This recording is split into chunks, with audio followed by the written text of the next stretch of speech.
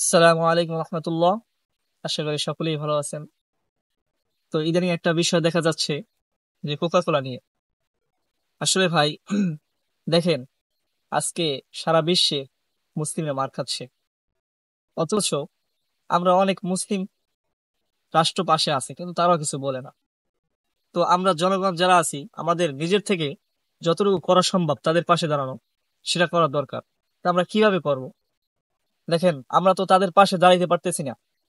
তো তাদের যে পণ্যগুলো আছে, যেরকম কোকা কোলাই ধরেন, এটা আমরা বর্জন করি।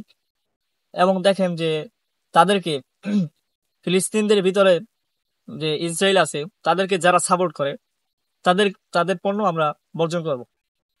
তো এতে দেখা যায় আপনি আর আমি শরিক না হতে পারলে কি হয়েছে, যদি আমরা একটু বর্জন করা শুরু করি, তো বর্জন করার অনেক ফায়দা আছে।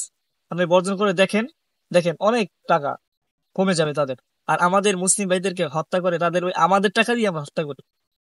তা আমরা তাদের একটা কোকা কোলা কিনলে আমাদের অনেক টাকা, এরকম করে আস্তে আস্তে অনেক টাকা জমে।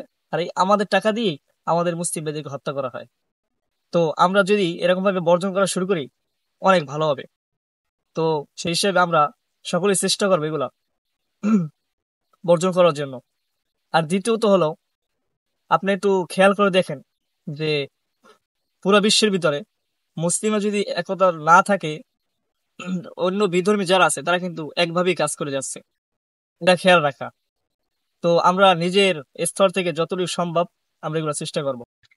আমাদের কোকা কোলা খেতে হবে এমন কোনো কথা নাই। দেশীয় পণ্য আছে, যেরকম একটা মুজই আছে।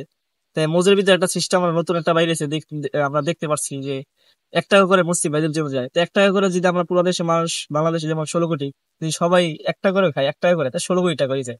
এমন সহজ হিসাব আছে অনেক। তো আমরা দেশীয় পণ্য ক্রয় করি। আর ইসরায়েল এবং ইসরায়েলকে যারা সাপোর্ট করে, বিধর্মী যাদের, তাদের পণ্যগুলো আমরা বর্জন করি। আসসালামু আলাইকুম রহমতুল্লাহ।